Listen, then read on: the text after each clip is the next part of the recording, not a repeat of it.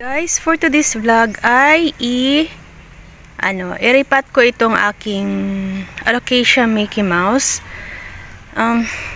Nakuha ko siya through barter, guys.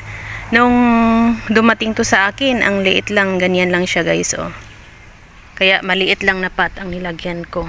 Pero ngayon, ayan, mahaba na siya, so kailangan ko na siyang i-repat. Lipat ko siya ng malaking pot dito, luma na itong pot ko, guys. Pero ayan, dito ko siya ilipat para makaano siya, para lumaki siya.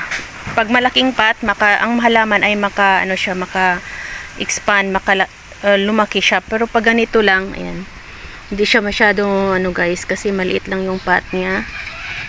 So ilipat ko siya dito para lumaki yung puno at saka yung mga dahon. At ito ding aking philodendron Birkins na need na rin niyang i-propagate, guys. Ayan, pwede siya i-propagate yan through cutting dito, kasi ito top cut. Yan, may gamot na siya, guys. Yan, so para maging dalawa na ang Birkins ko. Alam nyo, guys, itong nabili ko ito, ang liit lang niya, ganyan, oh. Ang liit-liit lang niya, guys, 200. At ngayon, tingnan nyo naman, oh, malaki na siya.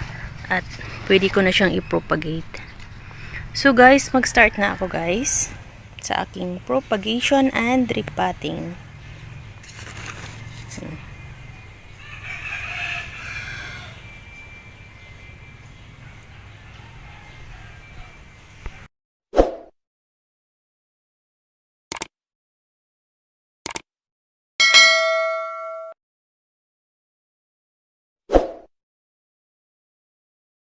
So guys, so po paglipat itong aking Alocasia Mickey Mouse. Lipat ko siya dito, guys. Yan, sa mga lipat. Para makatuto siya ng maayos.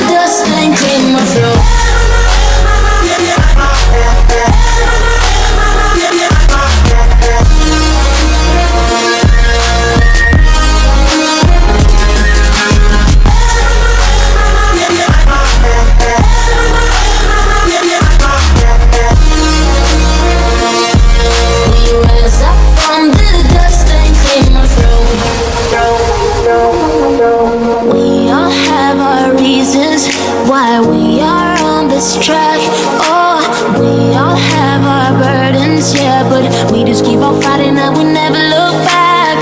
Here we go, go, go, let us hear